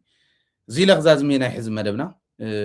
قصيلهم زقربوا ناي دبيت مدباتنا تخاتلكم كزلقوا زي قطامي صاوعيتي كقرب بزلهم سلام يكون لكم سلام عوات المسجنا حزبنا اخوان تمنيتيو رايت